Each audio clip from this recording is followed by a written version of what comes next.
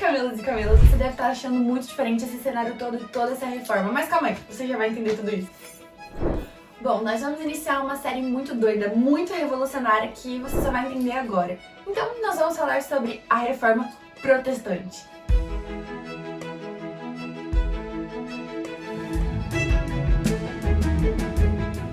Bom, você deve estar pensando que eu vou falar sobre esse cara aqui, o Martinho Lutero. Mas não, antes dele vieram caras muito legais e pessoas que você não conhece. Hoje nós vamos falar sobre 3 desses caras que talvez você não conheça sobre essa reforma toda. Ficou com curiosidade? Eu sei que ficou. Então vem! Então vem! O primeiro cara que a gente vai falar é John Wycliffe. John Wycliffe foi o primeiro. Ele era conhecido como a estrela da manhã da reforma. Meio que a reforma começou por meio dele. E eu tenho certeza que você nem sabia disso. Lá no século XIV, ele se destacou muito na faculdade. O bichinho era tipo gênio real. Bom, no início lá da reforma, o John Wycliffe, ele não se opôs à galera de Roma. Mas, no entanto, depois de um tempo, ele começou a analisar alguns erros que o papado tinha. E ele viu que aquilo tudo, na verdade, não estava na Bíblia, eram só tradições humanas. John Wycliffe era simplesmente o capelão do rei da Inglaterra. Ele foi muito ousado e foi contra o pagamento de tributos ao papado. Isso fez com que muitos nobres e os reis fossem a favor dele, das ideias que ele tinha. Wycliffe foi o primeiro a escrever sobre os erros que haviam e pedia para que a galera tivesse Bíblias. Agora, pega essa informação. Wycliffe não foi, ele não foi pouca porcaria. Ele foi simplesmente colocado como embaixador da Holanda. Ele foi considerado o doutor do evangelho por uma faculdade, uma universidade pequenininha, uma tal de Oxford. Agora pega essa informação, essa curiosidade sobre o nosso querido Wycliffinho. Sim, ele foi simplesmente o primeiro tradutor da Bíblia em inglês. Pelo motivo de ter traduzido a Bíblia para o inglês, quase metade das pessoas lá da Inglaterra foram então trazidas para Jesus pelo evangelho que ele tinha escrito lá. Sabe a Bíblia? A T. Ellen, no livro O Grande Conflito, simplesmente escreveu isso sobre Wycliffe. Foi a Bíblia quem o fez assim. O estudo das Escrituras enobrece cada pensamento, sentimento e ambição, de forma que nenhum outro estudo é capaz de fazer.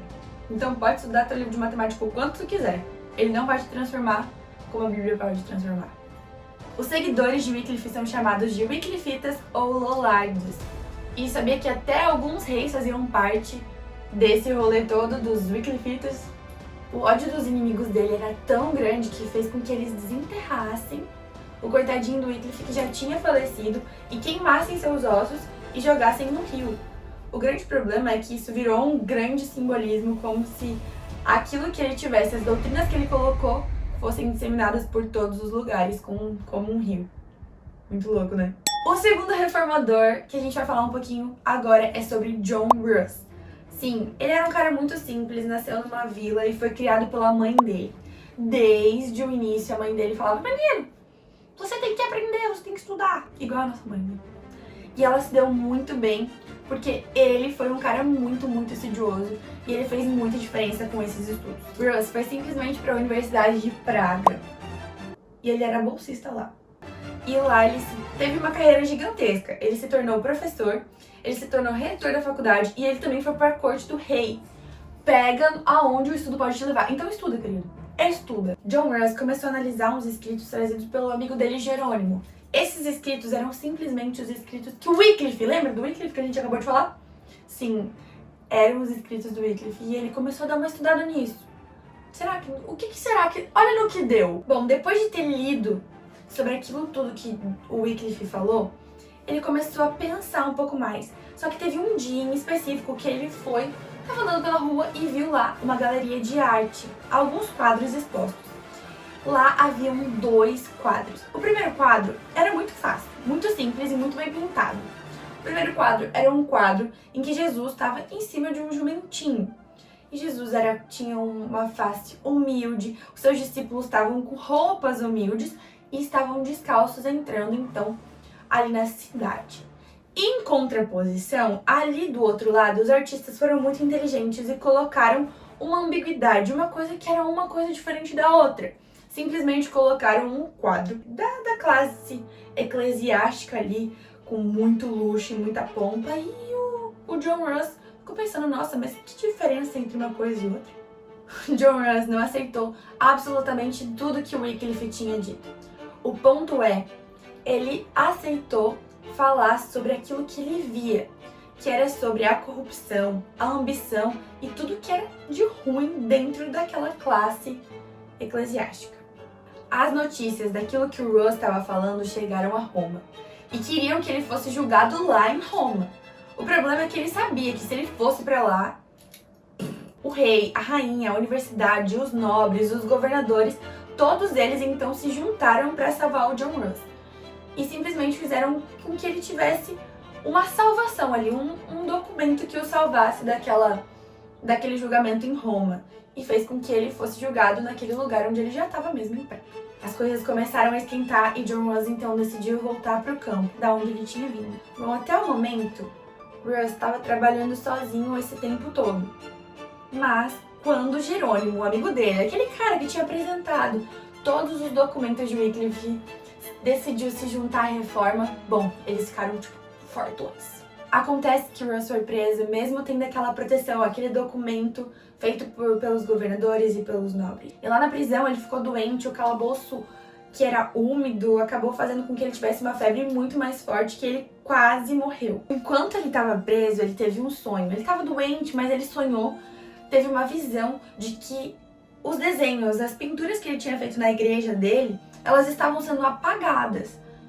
E daí ele ficou muito, muito triste por causa disso. Porém, no outro dia, Deus confortou o coração de John Ross e fez com que ele tivesse um outro sonho.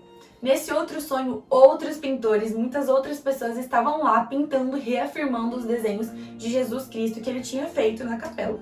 Depois de todos esses sonhos, olha o que John Ross falou. A imagem de Cristo nunca será apagada. Querem destruí-la, mas será pintada novamente em todos os corações, por pregadores muito melhores que eu. Cara, que incrível.